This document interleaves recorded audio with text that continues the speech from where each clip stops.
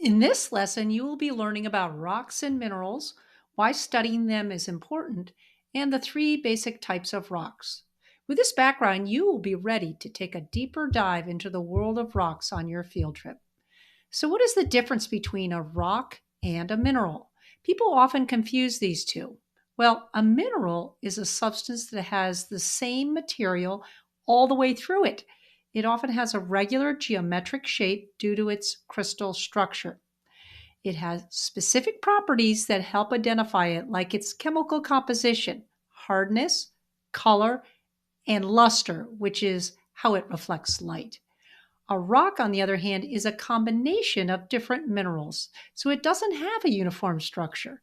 Therefore, it can have different colors, textures, and patterns all within the same rock. Some rocks have visible layers or grains, which are different particles that are combined together. Some things can look like a rock or mineral and be neither. These include man made things like glass, plastic, cemented gravel, asphalt, bricks, and organic materials such as wood, bones, or shells. So, why is studying rocks important? Well, studying rocks is important for many reasons, but let me highlight five of them. First, rocks hold clues about the Earth's past, such as ancient climates, geological events, and the development of life. Rocks are also a source for a variety of valuable natural resources like metals, coal, oil, and natural gas.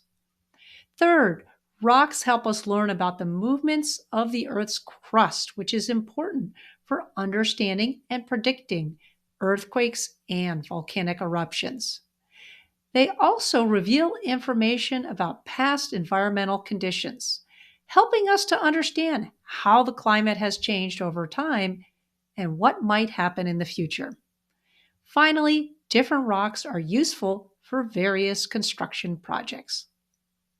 So, what are the three types of rocks? How do they form? And where do we find them? Well, the first type is igneous rocks. They form from molten rock called magma or lava. When magma cools and hardens inside the earth, it forms rocks like granite. Now, if lava cools and hardens quickly on the earth's surface, it forms rocks like basalt. If lava is explosive, it can form rocks with gas bubbles like pumice or scoria. The cooling process can create crystals in the rock, and the size of the crystals depends on how fast the rock cooled.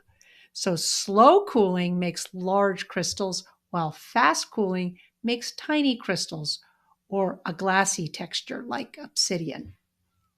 Igneous rocks are found in the western U.S., such as the Rocky Mountains and the volcanoes of Hawaii and Alaska.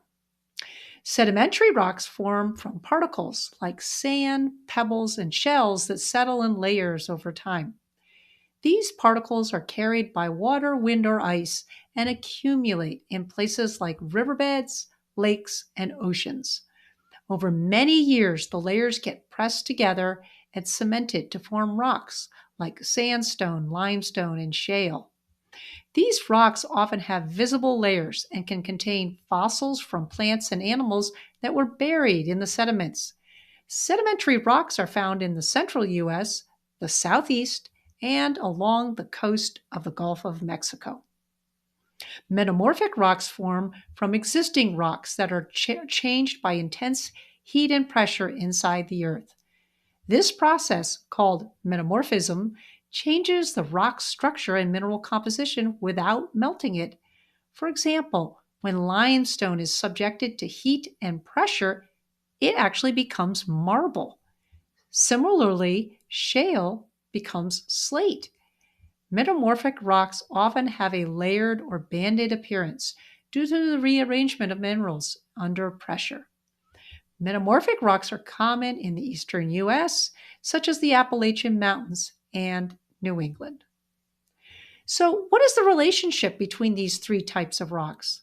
Well, that's all defined through the rock cycle. The rock cycle shows how rocks change from one type to another. For example, igneous rocks can break down into sediment, forming sedimentary rocks.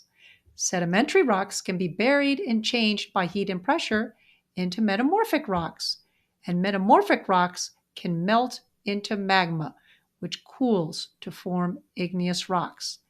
And then going back to complete the cycle, igneous rocks can become metamorphic rocks under increased pressure and heat. So this is just a brief review for you about rocks and the rock cycle. Thanks for watching. For more science your middle schoolers will actually enjoy, without spending hours prepping, check out our free guide, Backyard Science Labs, 5 outdoor activities for teens and tweens. And if you want more field trips, citizen science, and hands-on learning like this, it's all part of the Field Trip Academy membership. So don't forget to like this video, subscribe, and share it with another educator who needs a win this week. See you next time, and happy field tripping.